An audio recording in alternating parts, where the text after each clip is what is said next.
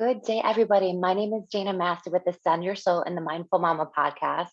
And my series is back, the Mindful Soul series, where I interview people across the world that are into spirituality, social justice, really just community leaders helping to heal the world. Today I have Petra. She is an empowerment coach, a spiritual and emotional healer. I'm so excited to have her today. She sounds so interesting.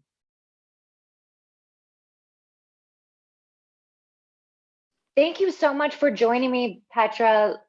I am so intrigued because one of my favorite things is when healers incorporate kind of like that cognitive brain reprogram that we were talking about before with the intuition, because I feel like something that's missing a lot is we just focus on the intuition instead of the brain. Do you see that kind of like in the healing industry? Yeah, absolutely. I feel like, sorry, it's so important for us to be aware of what, our beliefs, like what our subconscious programming is saying in the background, because sometimes something that feels right, like an intuition that feels right is actually just what feels familiar. So some Yes. people confuse that as an intuitive hit and it's like, oh, this feels good, it feels right, but really it's just a program. So, a lot of the work that I do is really looking at those beliefs so that we can at least have awareness of like, okay, so is this a truth or is this just a belief and a conditioning? And then really, using our bodies as instruments for feeling into our intuition and not being afraid to question it. It's like we should absolutely 100% challenge our beliefs, ideas, and intuitive hits, because sometimes it can be coming from a place of fear or cognitive bias, or you're already attached to this outcome. So then you're just like, okay, well, I'm just going to choose things that confirm the thing that I want, right? Yes, yes. I love that. So, okay, so let me dip in. I want to ask more about your process, but something that I've been talking about as of late is like twin flames and soulmates and wound mates. So, with that in mind, that we should be questioning those impulses, because I feel like a lot of people are like, oh my gosh, I feel the connection, and they let go of all their rationality and self. So, what's your kind of thought process on that? Because I assume you've been encountered the twin flame soulmate theory. I love that you so synchronistically asked me that, because that wasn't in our email, but Right, this right. year just this year, I have had my own personal experience with the twin flame, with the past life soulmate, where it's really beyond, it's like if I went to a therapist, they're probably like, you're a little cuckoo, take this pill, right? Yes, But yes. it's like, I swear, when I met him, I got flashbacks of us in past lives. And it's like, how can you prove that? Like, you can't, but it's the experience that I had. So I love this question because I think a lot of times people can romanticize the idea of a twin flame or a soulmate. And um, I was really sitting with this of like the difference between a twin flame and a trauma bond, right? And Yeah. sometimes it's actually the same. So I studied a lot with John Wineland, David Data, Alison Armstrong. Those were my main teachers in the realm of love and relationships. And I learned a lot about polarity, about divine love, about how to communicate with men. And so I was dating, right? And I was dating in this viewpoint of manifestation. Okay. So I'm going to go into a little bit of a story here because it's really fun. Yes, So back in please. January, I decided, I was like, okay, I'm ready to call in my king. And then so I did a, like law of attraction, pretty typical, like, what does he Yeah. look like? What does he feel like? What do you feel like? Feel all the feelings. And I felt it come through so strongly. I literally felt this reality timeline shift when I just decided, I committed to this path, right? I was like, I'm calling him in right now. And then ever since then, it was like, boom, now there's all these men in my field. And, Yes, I've experienced, there I were, know there were a exactly. couple. Yeah. Yeah, it's like you magnetize it, right? Because you're just like, all right, this is what I'm calling in. Right. And a couple hit or misses, blah blah blah. And then the first man that I really connected with was now what I discover is a twin flame. And it was, intense chemistry, like intense, like literally I am on the floor, rolling around, laughing, can't explain what's happening. Like I just feel high, right? And Yes. Yes. but it felt amazing. So I'm just like, this is amazing. He feels like home. And it was really amazing the first couple of weeks. But then the question of compatibility comes in. And that's where we were just like, you know what, like where we are in our lives and our communication styles and just some certain personality traits weren't aligned. But what I learned from that experience, then after that, I had another like past life soulmate experience where the chemistry was really, really intense. And I was just high on love. I was just like, Yes. oh my God, soul connection. Like we're going to spend the rest of our lives together. And I thought in my mind, I was like, damn, I'm manifesting well. I was like, Yes. that was quick. And we're probably connecting so quickly because we don't have a lot of intimacy blocks. We're both just open-hearted. We've done the work, so what can take a typical person like 3 months to feel comfortable in that, I feel like we were accomplishing in like a week. Yes. And Yeah.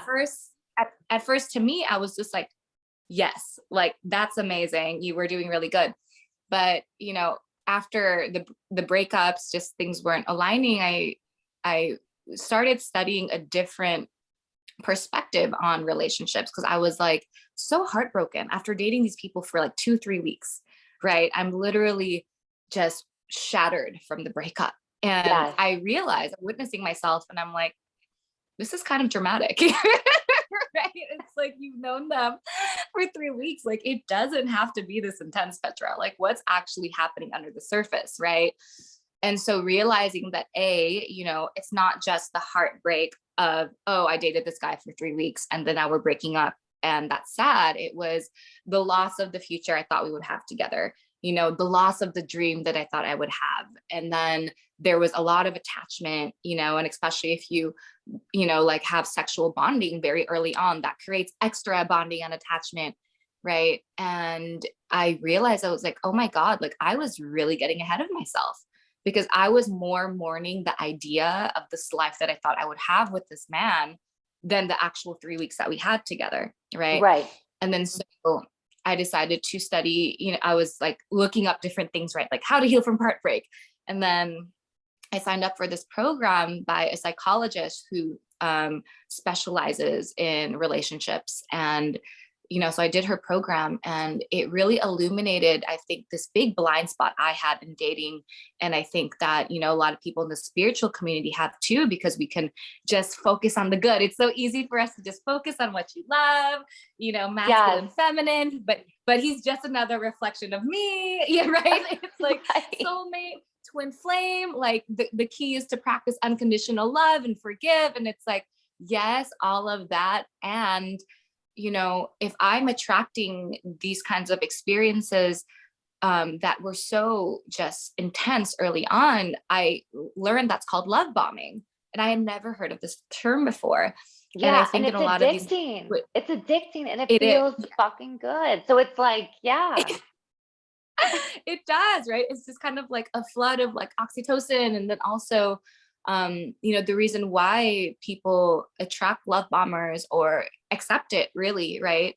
Because people can love bomb all day, but I accepted it and I was like, oh my God, I love this. And the thing to look at is, that's something called attachment hunger. So there is something that I wasn't getting usually as a child and, even growing up as an adult, I wasn't getting this thing. So it's like, say you're really craving a burger and then someone walks by with the burger, you're just gonna like want to grab it, right? Just like, oh, this Yeah. hits the spot. Like just take it all in. Like you don't even really think because there's this literal physical, primal, visceral reaction of like, I need it. And I was looking at that and I was like, oh my God, what is it for me? And, my dad pretty much left the picture when I was 5, like my parents divorced. And so I had neglect, right? And Yeah. so I realized I was, oh my God, I was like so craving this feeling of significance that when I meet a man who sees me and honors me and, just really feels me in that way, I just fall into it. And I'm like, oh my God, this is the thing I've been thirsty for so long. And it is addicting. It is really addicting. So I I mean, think the important thing. your departures were pretty non-dramatic. The way you described them, thank goodness. but you hear some, it's traumatic. This twin flame situation can be traumatic. So having this wisdom, now as you're stepping into new connections, what's the new program and story? Like, how do you practice not falling into the love bombing or allowing it to be there, but not going into the fantasy? What do you do? Yeah, thank you so much for that question. And I agree. Like, I'm so lucky. I feel like as soon as I realized this isn't in alignment, like I was able to let go and leave pretty quickly, right? Because I see Yeah. people just go in this back and forth and stuck in the cycle. And, you know, I think sometimes it's karmic, especially with twin flame soulmate ones, it can be from like past lifetimes and it could be really hard to explain. So, I Yeah. know everyone's situation is different, but my guiding light through all of this, and this is really the principle of manifestation that I work with. It's all a game of self-worth, right? And as long as I'm making my decisions from a place of self-love and self-worth, like, to me, I'm doing the right thing. Like, No, I that's like just how that. I. Yeah. And I tell Yeah, my clients, I'm like, always love yourself a little bit more. So love people, have relationships, have friends, have partners, but like always love yourself a little bit more. So you have that, I don't want to say control, but just to keep it short, to like leave if it's not good.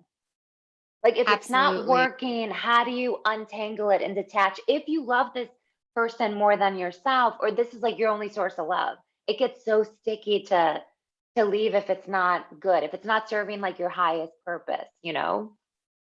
Mm. Oh my gosh, absolutely. Absolutely. And I love that quote. It's like, I love you, but I love me more. And it's like, Yeah. we have to, right? And that's something that happens so much in relationship, that we think that self-sacrifice is love. And it's not, it's that, I think that's a really old program, especially for us as women, Yeah. as mothers, right? We do have to sacrifice so much, and being a mother is a different thing, but in a romantic relationship, like, you want to be met, you deserve to be met, right? Yes. And if you're Yes. abandoning in order to get someone's love, like, that only ends one way, it Absolutely. only, yeah, even if the intention behind it is very pure, it's, we always have to show up for ourselves first, and that was really the mirror that it got, where I realized I was dating from such a place of seeking, and Yeah. I was surprised by it, because I'm like, damn, like, I've been doing the work for like 6 years, it's like, I'm an independent Right. sovereign woman, but there was still this little girl inside of me that wanted daddy's love, right? That wants this kind of attention from the masculine. And, it's like, I have compassion for that Yes. 100%. And just now with this extra awareness, it's when I notice myself seeking or wanting that from other sources, which is human, it's fine, but I'm just having that awareness of like, what is it really that I want? It's like, what is the feeling behind it? Like, say I have an urge to text an ex or like text a lover, just Yeah. checking in. I'm just like, what is my intention? Like, what is the need I'm actually trying to fulfill? And sometimes you need another physical person. Right. But it's Right. almost like owning. It's like, hey, if you text that lover and you go for it, and it's your inner child just wants to like play, or like your inner like wild woman just wants to be wild. It's like, know that, own it, have fun, but know exactly what it is. So when it's Yes. like over, you can walk away and be like, that's what it was, you know? 100%, Yeah. 100%. And I think it's really coming from that place of having awareness that this person isn't going to fix my problems. They're not going to complete me, nor is it my job to do that for them. I think a trap that a lot of healers, light workers, people who are just really giving, right, is they like to fix people, or they feel like, oh, but like, I can help them XYZ. It's like dating projects. And even that comes from this martyrdom savior complex that is usually wounding from being a child, feeling like you have to play that role in order to get love, right? And that was my old pattern. So I would date people who, just weren't quite meeting me, but I'm like, but I can help them. And that's loving. And that's unconditional love. But it's really like, no, actually, like, I'm a full grown woman. Like, I want a full grown man who's healed his inner child and has done the Yes. work. And that realization of healers, therapists, all the things, they can't really fix people. All we're doing is like showing up, offering tools, offering inspiration, facilitating this experience, but like they literally have to like pick it up and take it into themselves.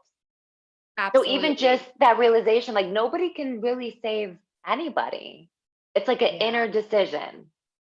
absolutely. Yeah. Yeah. It's life So changing.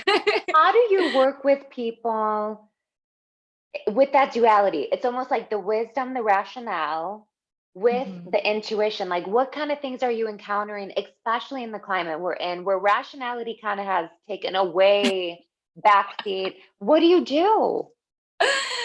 Yeah, so I really love working with practical psychology, and I think why my coaching is so effective. It's like I've literally seen people turn their lives around in like a month, Yeah, and it blows my mind.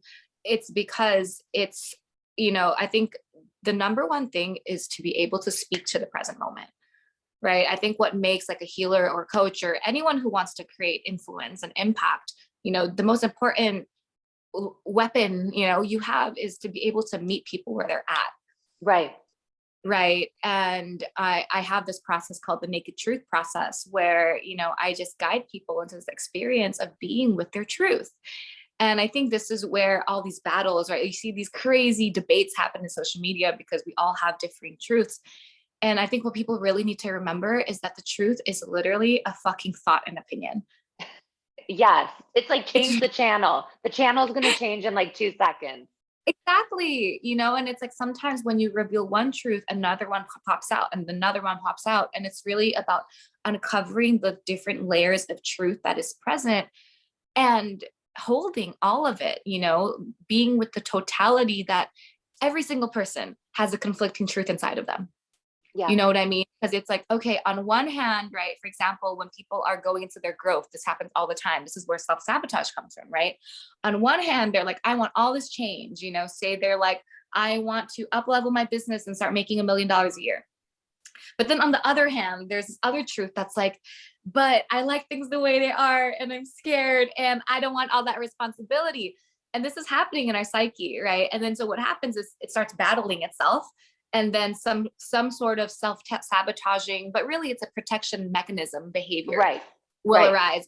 It's avoidance, or some people get sick, or they manifest all sorts of things, fear, like they freeze, like whatever it is. And so I think it's really important to just like be with all of it and hold compassion for it, and really know that right or wrong is literally a thought. Yeah. Yeah. We don't even need to label it that way.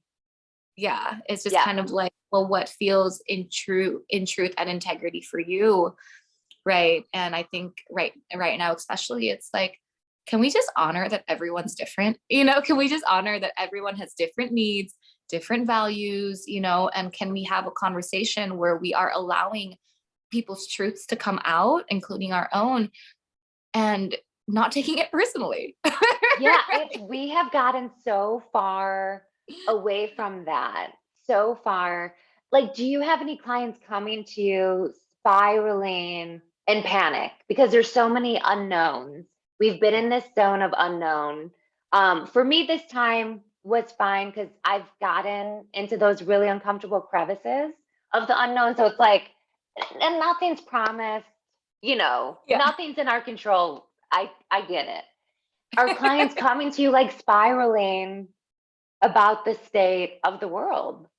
Yeah, absolutely. I think especially last year, I think right now people have kind of found their footing in all the Yeah. chaos, but last year, so many people, and including myself, it's like in the beginning, I was just freaked out. Yeah. And, you know, I've been talking to a lot of friends and my clients, and I was just like, listen, yes, like we don't know when this is going to end. We don't know when things are going to be back to normal. There's no back to normal. There's no going back, right? Things have Yeah. changed so Yeah. much. And it's like at some point you just have to decide that your life needs to be more than just managing COVID, right? Yes. Yes. And so finding that purpose, it's like, okay, cool. Like let's have you feeling safe. Let's have you feeling regulated enough, right? Like having that like baseline root chakra needs met. But then like let's get you focused on something other than this. Like let's get you focused on something that gives you joy and brings Yeah. you life and gives you purpose and meaning. And I feel like that is what has really helped people come out of it. It's like at the end of the day, you need to find a purpose that is bigger than the problem. It's so true. It's so true. Now you do some women's circles, correct? Mhm. So Yeah. how do you facilitate that? What's the intention? What's the gathering about? So yeah, I got into the healing path, and I used to produce retreats and big conscious parties from the path of women's work. Yeah. And my latest iteration of that is Inner Outer Beauty. So we just launched this in March, and it's me and my cousin, best friend, like, business. Oh, Yeah, she's the best. Her name is Amy. And it was really the merging of the worlds. So she has been a fashion stylist for like 11 years, worked for Chanel, top brands, and was really in that fashion world. yeah. And then she had her awakening about 2 years ago, pretty much had like a late Saturn return where it was like lost her job, got a divorce, and Oh, was just yeah. like, what is life? And then, and so many people go through that. And then that's when I connected with her, and I was like, well, come into the spiritual community, like check this out. Maybe you'll like it. Cause now she had free time. Right. Yeah. And so she started getting into it. And I kind of came from the opposite where, she really valued outer beauty a lot. Like that was her world. Yes. And growing up, I was kind of like the fat kid. So I was like, well, if I'm never going to be pretty, so I'm going to go be smart. And Yeah. so Yeah. I was brought up to really value my inner beauty more. And so I've been spending, the past like 6 years going super, super deep into the inner work, but kind of neglecting, the outer beauty. It's like I wouldn't get manicures, like, my house was a mess. I just didn't deem that important. And so Yeah. when we merged, it was like, Amy would come and like help me reorganize my closet and, Hmm. like style me. And then I would come and help her release old trauma. And like, I love it.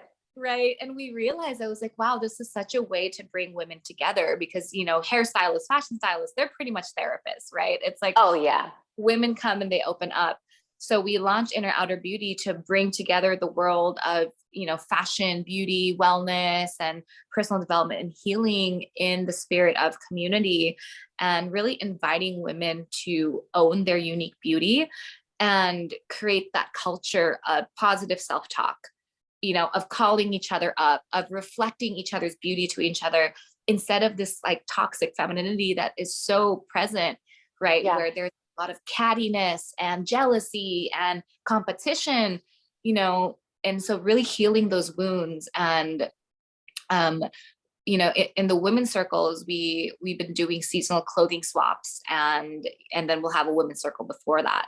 So Ah, it's so good. I love it. I love it. Yeah, It's so beautiful. and it's really an opportunity for us to come together and share resources, right? It's like these are our old treasures that are maybe not resonating anymore, and we get to share that with our sisters. It's inner outer beauty because it's beautiful for the earth, right? We're solving that problem of fast fashion and like reusing and recycling. And within that transformation, so we start with the women's circle where we connect as women, share intention. Sometimes we'll have a theme, sometimes we'll have different authentic relating things where Hmm. we'll go deep into certain questions and share your heart with your sister and reflect something back and help them feel very seen and loved. And then we'll do a sword cutting ceremony where we pick up this golden sword that was gifted to me and we just cut those things out of our lives that we feel Ah, are no longer serving, in a very powerful way. And then we claim what it is that we are embodying and creating moving forward. Then we stick the sword into the ground. And after that clarity from that place, that's how you choose your clothes. Right. I So it's like, love that. Oh my yeah. gosh. So It's it's like like you you've have this done this in inner. another lifetime for sure. This ritual, you for sure have done it. Probably, yeah. Yeah, it's funny because I was gifted the sword and I was just like, okay, we're doing this. I had no plan, it just came out, right? And I was like, okay. Yeah. But yeah, it's like I really love that whole thing of doing the inner transformation work and then having the outer integration, right? Whether it's for Yes. your wardrobe or like we also make these face chain jewelries, that's a part of it. It's called ritual adornment. So it's like every time you put it on, you are claiming this is the face that I'm putting forward into the world, and it really binds it all together. I love it. Yeah, because sometimes people think with like spirituality, you neglect or get away from like the physicality of who you are. And it's like, no, both worlds can exist together, you know? Yeah, I think that's so important. And it's actually like the biggest thing that I think has totally shifted my coaching practice is when I started learning more embodiment practice and practical psychology and how to actually work with the body as a tool to anchor Yes. this in. It's one thing, you can say affirmations all day, but nothing's Right. ever change if you do not change it inside your nervous system, Absolutely. right? Because Absolutely. Yes. it's always going to override your conscious mind, and the conscious mind is only 5%. The other 95 Yeah. is the subconscious.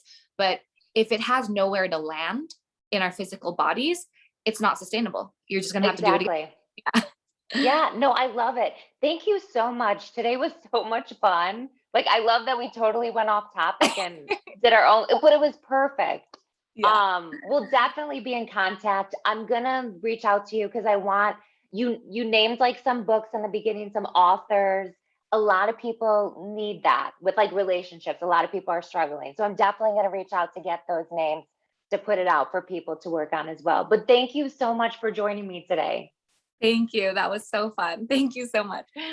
We'll chat soon. Okay.